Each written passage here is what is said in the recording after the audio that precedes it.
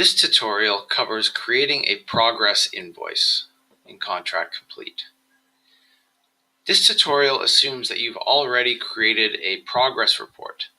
If you haven't, you can either do it on this page by clicking the Add Progress Report button, or you can follow the instructions in the progress report video. After you've created your progress report, let's move to the Invoices tab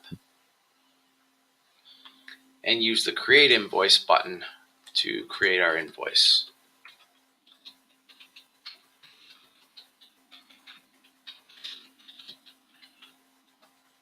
And assign it a number.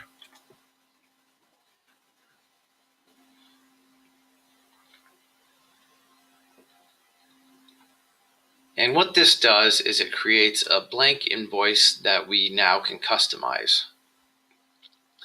Notice how all the line items here are 0.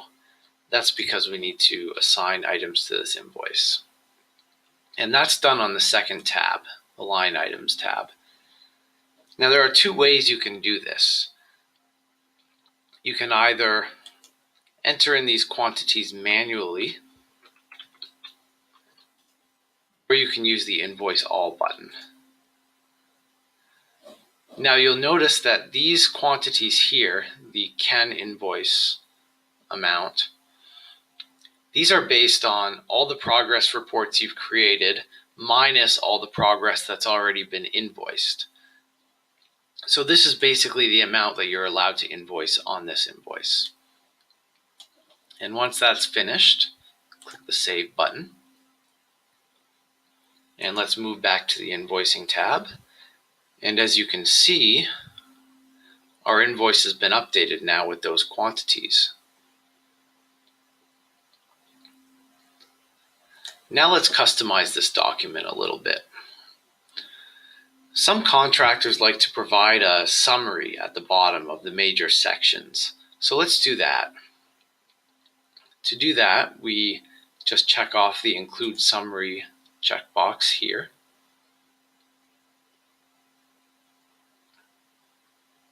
And notice how this added a third tab, a Summary Config tab. So down here is our cost summary, and these are the items that are included by default. So they're just top level items. But we can even customize this further by going to this third tab here, the Summary Config. And say we want all these extra items in our summary. Click the Save button. And again, back on our Invoicing tab, our invoice has been updated with our changes. And there are other things you can configure here, which is pretty self-explanatory. The other thing I'll show you is holdbacks and taxes. So I've already configured some default holdbacks and taxes for this account, which is why they're added automatically. But let's delete these both, and I'll show you how this works.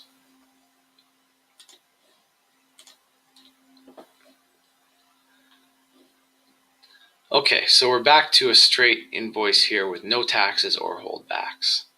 To add a holdback, you simply click the Add button, and you can either enter in a holdback up here, or you can select from your account holdbacks here.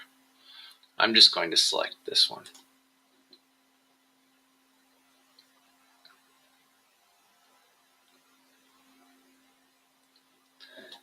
And now the holdback shows up. And taxes are added in much the same way. You can either enter in your tax up here or select from ones you've added in the past.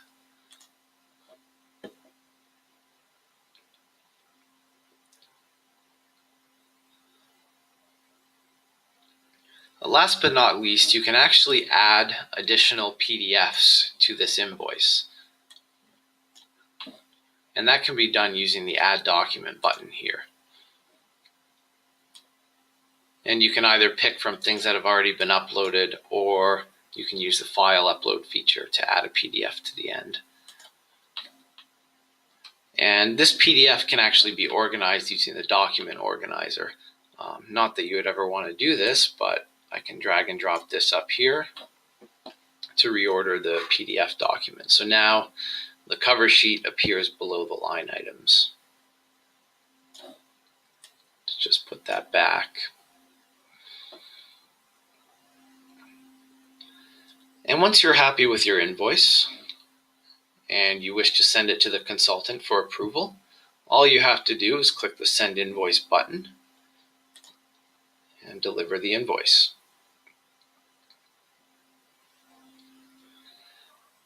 Now, once this invoice is sent out, if you realize that there was a mistake, you can use the Retract Invoice button to cancel the invoice and make your changes. And if not, the consultant will receive an email indicating that they have to log in and approve your invoice. And that's it.